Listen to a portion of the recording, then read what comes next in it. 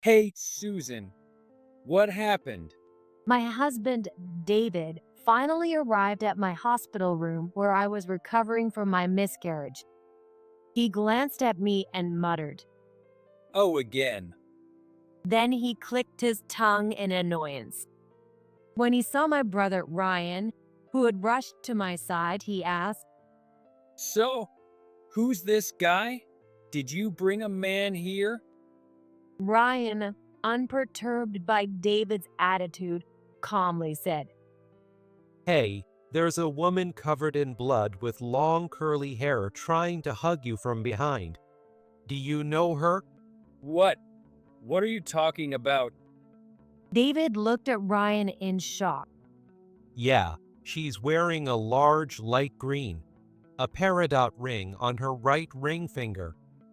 As soon as David heard this, his body started trembling. No. David groaned at Ryan's words and hurriedly dashed out of the room. My name is Susan Brown, 29 years old. I live with my husband, David, and work full-time while managing our household. Without any children, I work daily as an office employee. We are what you would call a runaway couple. It happened 5 years ago. When I was 24 and in my second year at my job, I was not allowed to participate in any company gatherings or drinking parties due to my parents' strict rules. Though such gatherings significantly decreased around the following year due to the pandemic, back then, young employees often went out together for fun. My family was very strict about attending drinking parties, and I was told not to go unless it was absolutely necessary. My colleagues always said, "You're not very sociable," which made me feel left out. One day, I sneaked out to attend a matchmaking party without my family's knowledge. That's where I met my current husband, David. David was 6 years older than me, a salesman dressed in a sharp suit. The people at the gathering introduced him as someone who excelled at his job. That day, he was very considerate towards me, knowing I wasn't used to such social events. He helped me keep up with the conversation, subtly stopped others from making me drink too much, and eventually saved me from an unwanted after-party, sending me home by taxi. At that time, he seemed very gentlemanly. I was instantly attracted to him. We soon started seeing each other personally and officially began dating. 6 months later, he proposed to me. I was ecstatic and immediately accepted. However, my family didn't take it well. My family is wealthy, with my dad being an executive at a major local trading company. My parents always told me, "We'll find a suitable partner for you." And they were very strict about dating throughout middle school, high school, and college. Looking back, my parents and Ryan must have known I was not good at judging people.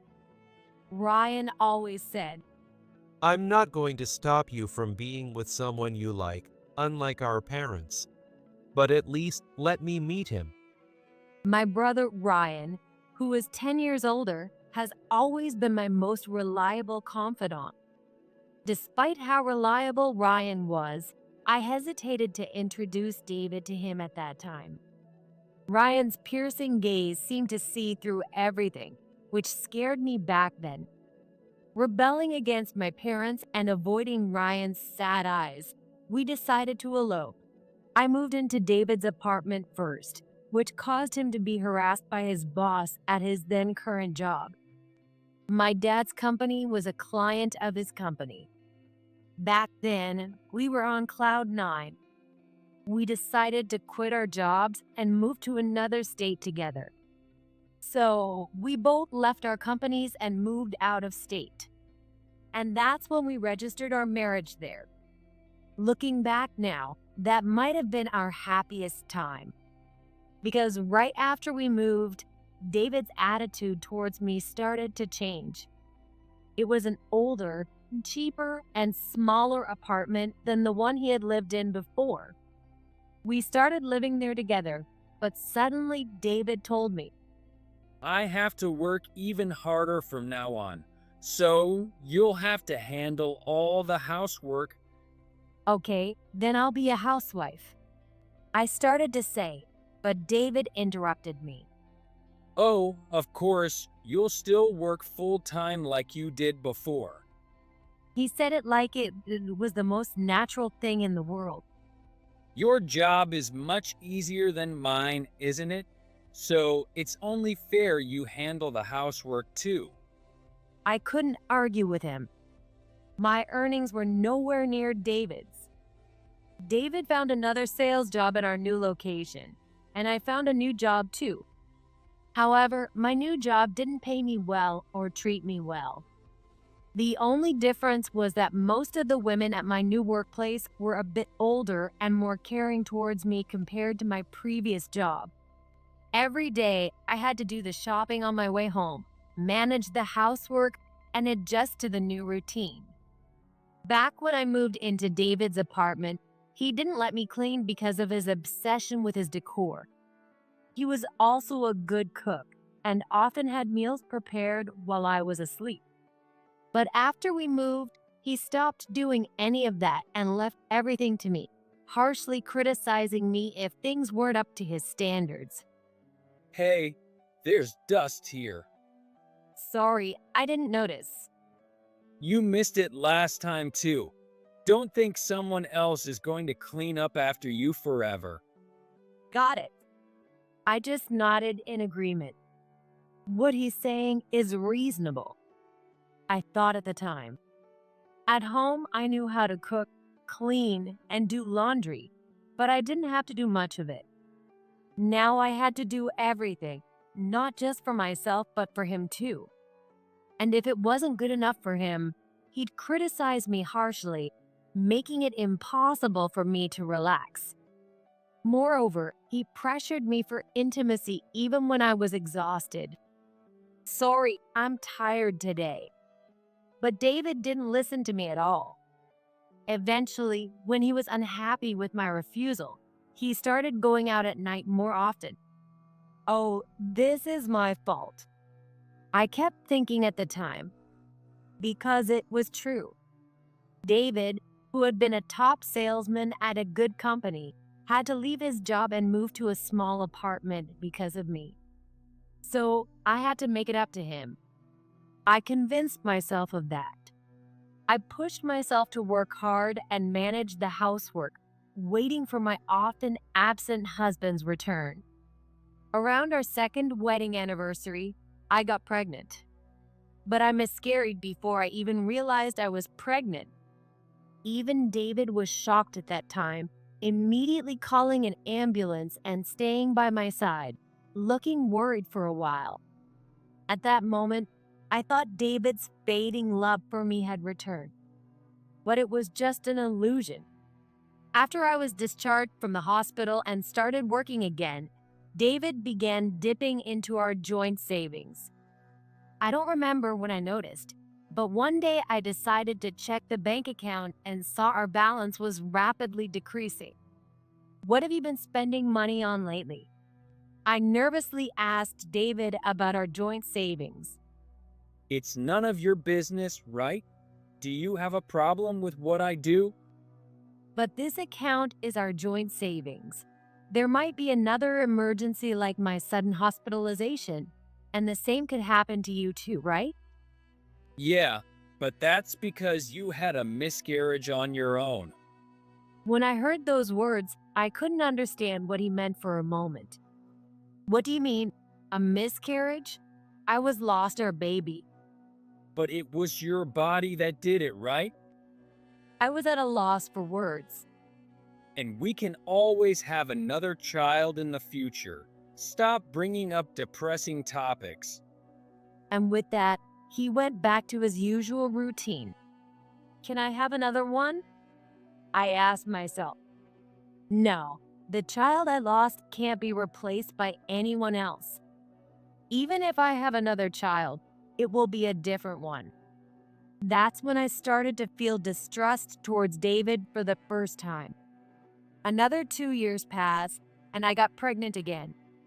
This time, I was determined to protect the baby, so I planned to cut back on work and eventually take maternity leave.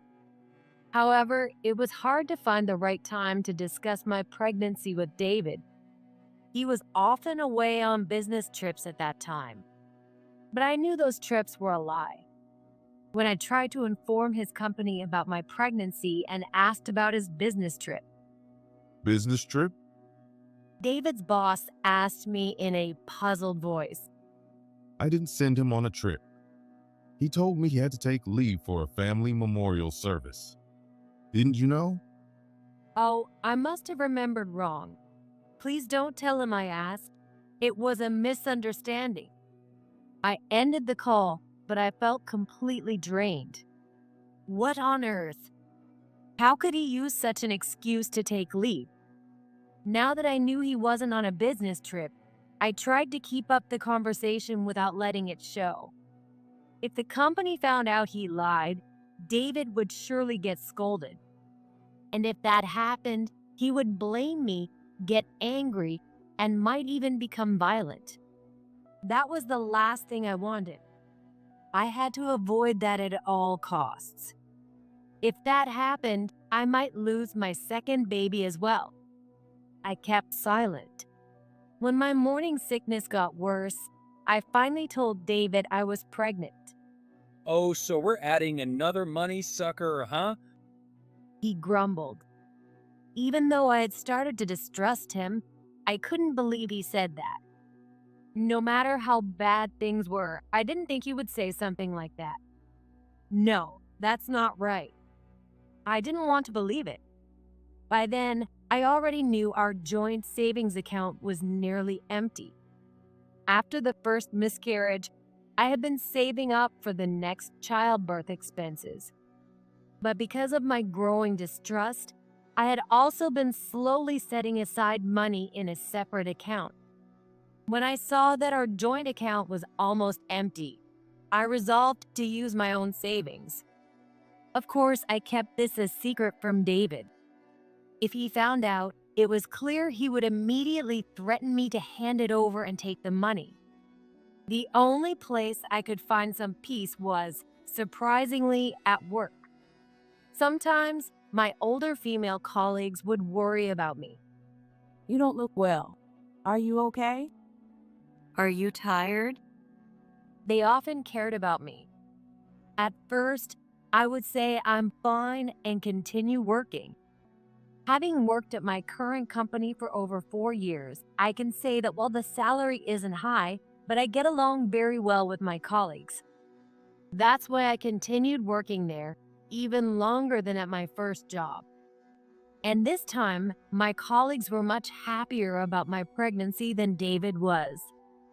That's because I had told them about my previous miscarriage. Most of my colleagues were much older than me and had been working since they were young, switching to part-time after having children. In other words, they understood my situation. They could sense that despite my severe morning sickness, I was forcing myself to work because I feared what my husband might do if I didn't. Eventually, my company, seeing that its policies were in place, told me, if you're having a hard time, you should take a proper rest. So, I was almost forced to take a leave of absence. Take care of yourself and come back to work with us. Those were their kind words. I was so moved by their warmth that I almost cried. Then, just as I was about to leave, I suddenly felt overwhelmingly tired and collapsed. I lost consciousness immediately and later learned that I had suffered severe bleeding on the spot. I was told that an ambulance was called immediately, and I was taken to the hospital. When I regained consciousness in the hospital room, my previously large belly was shockingly flat. I couldn't understand what had happened at first. But as I gradually realized what had happened to me, I buried my face in the pillow and cried silently. I took my smartphone from my nearby bag and called my family home. After a few rings, I realized what I was doing and quickly hung up, but soon after, my phone started ringing again. I couldn't move in my condition, so I could only turn the volume down. I couldn't ignore it, so I answered in a low voice. Hello. Susan? It was a familiar voice, Ryan. I recognized your number right away, but you hung up immediately. What happened?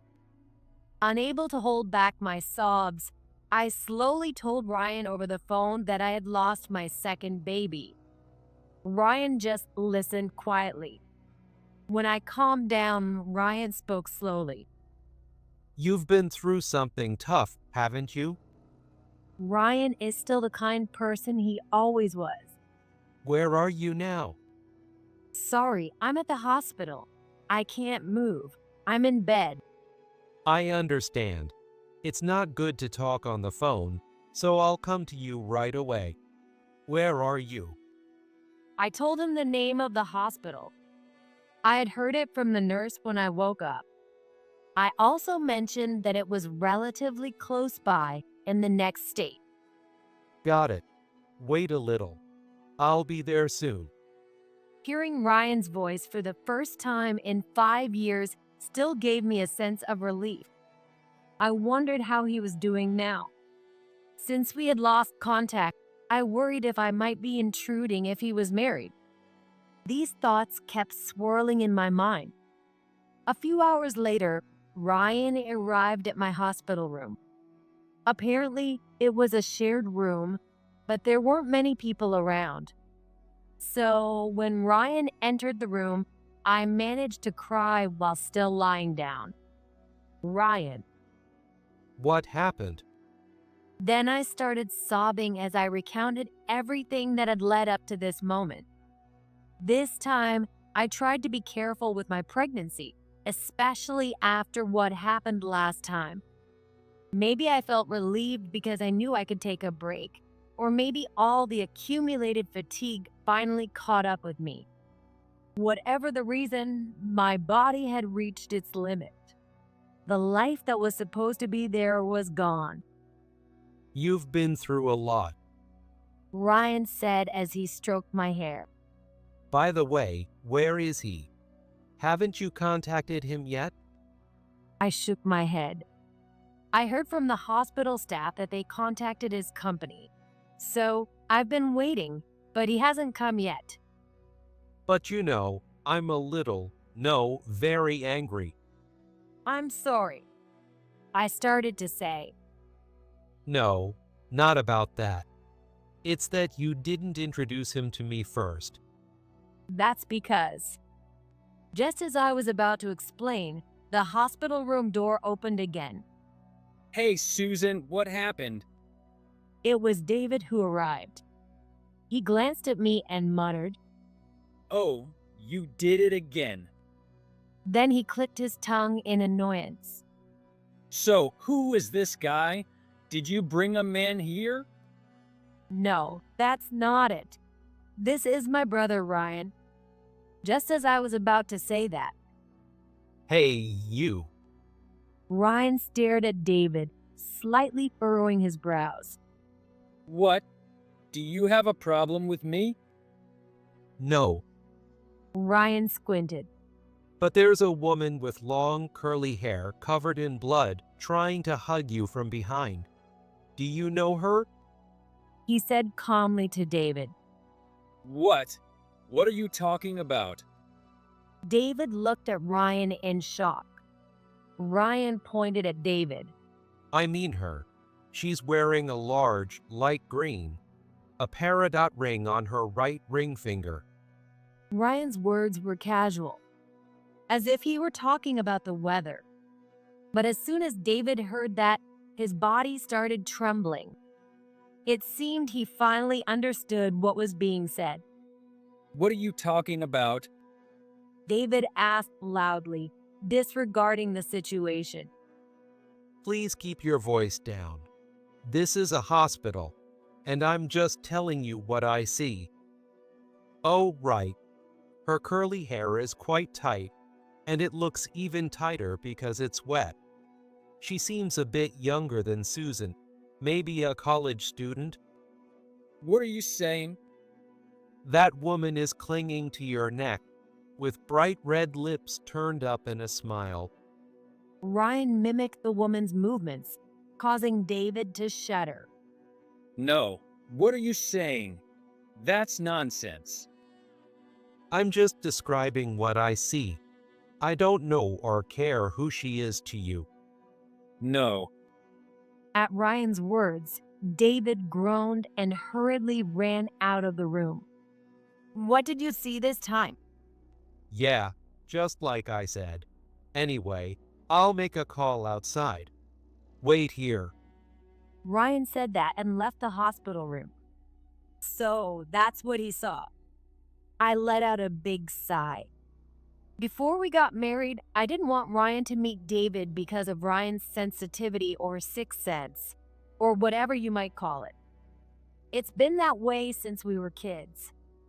Ryan always found things I lost. There's something bad around you. He also saw through it when I was being isolated at school. He even complained about needing sunglasses when we visited cemeteries. It was just part of my daily life back then.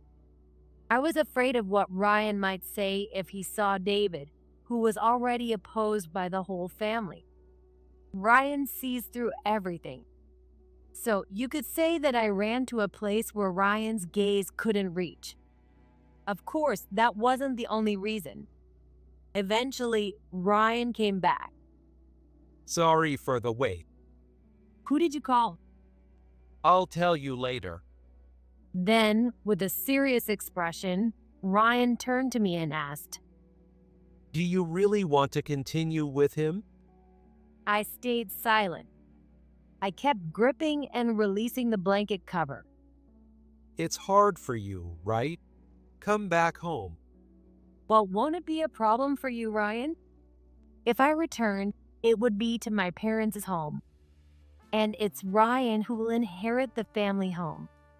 If he were married, I didn't want to be an unwelcome sister-in-law. Oh, I'm still single. What? You're still single?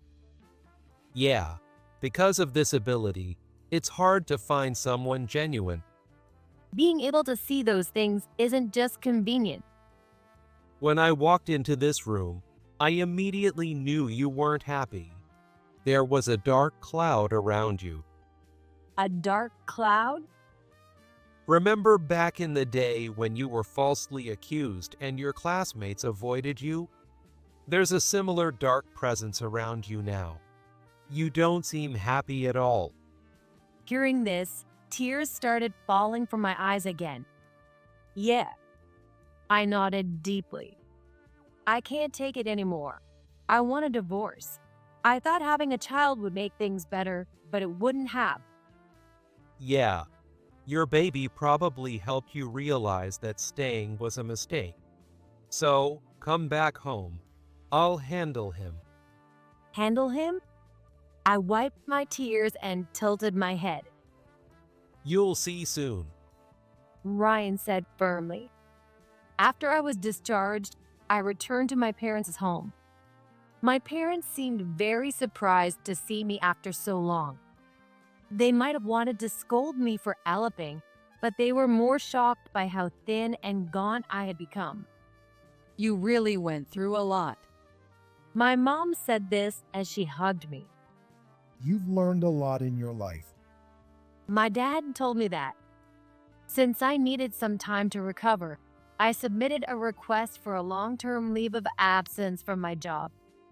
I needed some time to recover, so I submitted a long-term leave of absence to my company, adding that I might quit. They probably understood that I might be getting a divorce after witnessing my second miscarriage. You seem to have had good people at your company.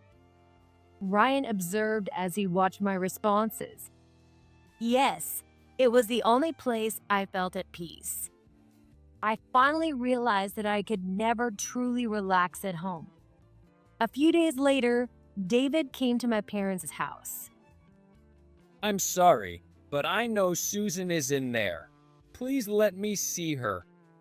He barged in with a very rude tone. We can't let you see Susan, Mom said firmly. but we need to talk to you. And what kind of talk is that? David played along. Let's get straight to the point. Please divorce Susan. Is that what Susan wants? Yes, she doesn't want to see you now. Oh, is that so? David said as he walked into the living room, guided by my family. I was in the next room, and I was secretly watching. David plopped down on the sofa and looked around. I guess a girl from a good family couldn't handle that kind of life? He started bad-mouthing me in front of my mom. It's unacceptable for a wife to run back to her parents' home over something like this. What kind of upbringing did she have? My mom listened quietly, but soon there was a knock from behind the door. She responded, "Come in." From there, Ryan appeared. Your turn, Ryan. Thanks, I'll take it from here. David let out a small gasp. You. Nice to see you again since the hospital. David tried to rise from his seat, but he couldn't manage it. As he tried to stand up, he was pushed back down by a strong force on his shoulder. At the same time Ryan entered the room, our family's security personnel had come in from the other side. We are from a long-standing family, and there's always some staff on standby. Ryan sat in front of David, who was being held down, and spoke. There are a lot of things I want to ask you. What do you mean?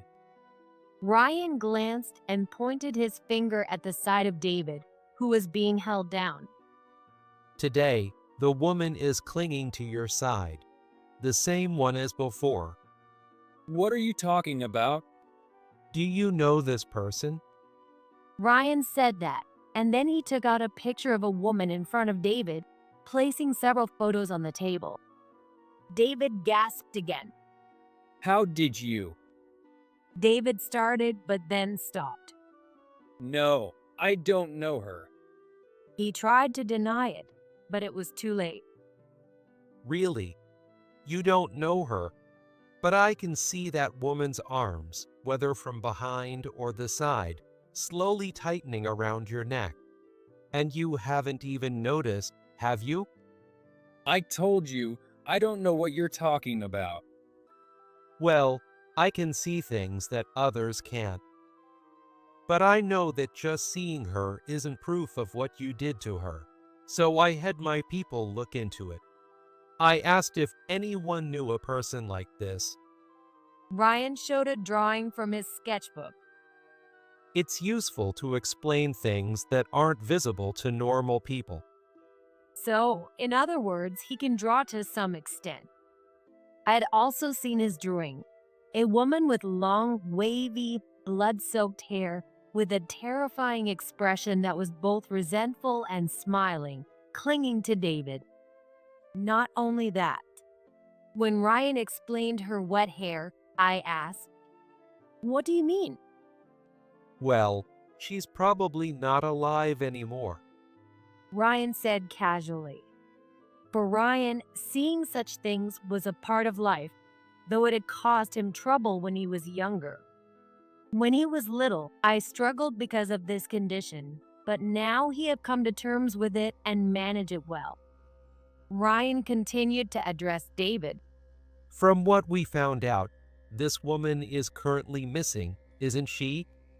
I told you, I don't know her. By the way, about this missing person. Ryan ignored David's denial and continued. Well, I actually looked into that situation. This is the investigation report. I had seen it too. After seeing the woman at the hospital, Ryan contacted our lawyer, who then contacted the police. Of course, he didn't mention his ability to see spirits. He simply asked if they knew anything about this person, and wanted to understand her current situation. Regarding the police, the influence of my family standing in this area also plays a role. We found out that the woman had disappeared last year and her family had filed a missing persons report. By the way, the place where she lives is close to the apartment we used to live in the neighboring state. Could it be? I thought that maybe David had started seeing her around the time he began spending our savings and staying out. Could that woman be? I asked Ryan after hearing about the investigation. Probably. Ryan answered vaguely. And probably Ryan is now planning to question David about that. Since last year, you've been spending more money and taking more trips, right? That's our business. It has nothing to do with you. It does. You spent the money Susan saved for that woman, didn't you? Ryan continued calmly, which seemed to gradually irritate David. That's between us as a couple. Yes, and because of that, we think you should divorce Susan. No, that's not happening. David refused bluntly. Why? Well, I get it. Because it means less income for your family, right? David clicked his tongue again. After thinking for a moment, he said, I'll agree to our divorce, but you'll have to give me something in return. What? Are you saying you want money in exchange for a divorce? Of course. You all opposed our marriage, so she couldn't come home. I was willing to divorce her, but I stayed married out of pity for her, thinking she had nowhere else to go. Hearing David's words, I felt like I was going to be sick. All the time I had been waiting for him, staying silent, he had been thinking like this. You guys barged into my life, and because of that, I had to change jobs. Everything kept going downhill from there. Isn't it fair to get some compensation for that? Maybe if you were a decent person. What did you say? David started to rise, but he was pushed back down. I told you we investigated, right? Ryan looked towards the door. There stood police officers who had been waiting. Why are the police here? I told you, we looked into it. You aren't very thorough. But maybe it's better for you to get caught here. If not, that woman's arms will keep wrapping around your neck, tightening along with her hair. She's got quite a terrifying look on her face.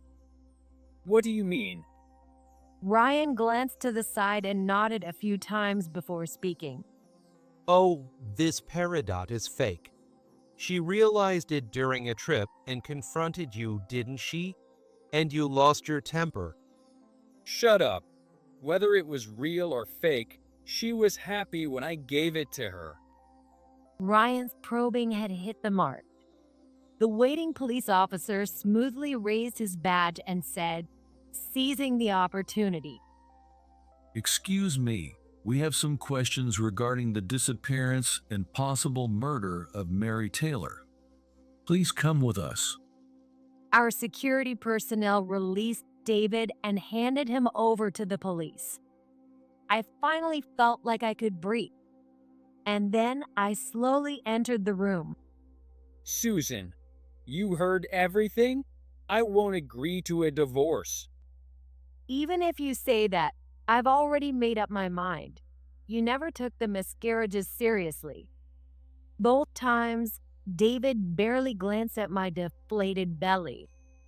I regret choosing you with all my heart. David was at a loss for words. What have I been doing all this time? I wasted my time, energy, and money on someone like you. Ridiculous. He didn't think I would say such a thing, and he stared wide-eyed and open-mouthed. Goodbye. We'll handle everything through my lawyer now.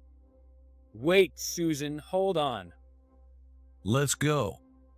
David was still trying to say something, but the police officers escorted him out. Later, during police questioning, David confessed. Mary Taylor was a student living in my neighborhood. She wanted to marry David, who she met through a sugar daddy arrangement. That's why she was pressing him to divorce me. However, David still seemed to think of me as some sort of cash cow. His ultimate goal might have been to use the divorce as leverage to extort money from my family. But to David, Mary was likely nothing more than a fling. During a trip to the mountains, they argued about the imitation ring, and in a fit of rage, he pushed her hard, causing her to fall and hit her head. If it had ended there, it might have been considered an accident. But what David did next was drag Mary to the edge of a cliff and push her off.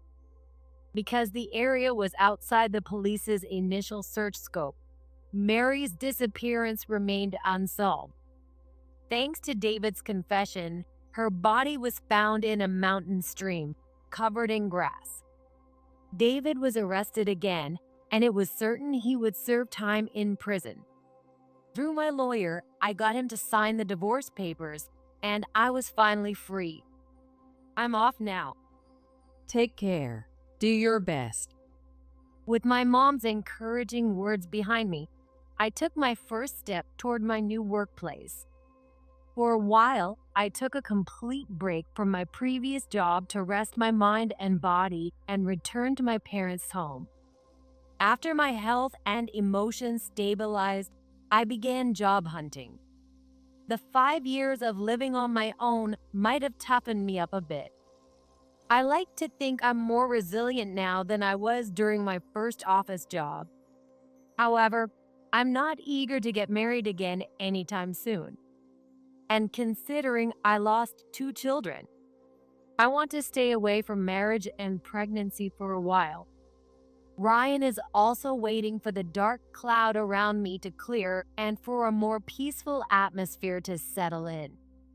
I don't know what the future holds, but from now on, I want to take care of myself and those around me.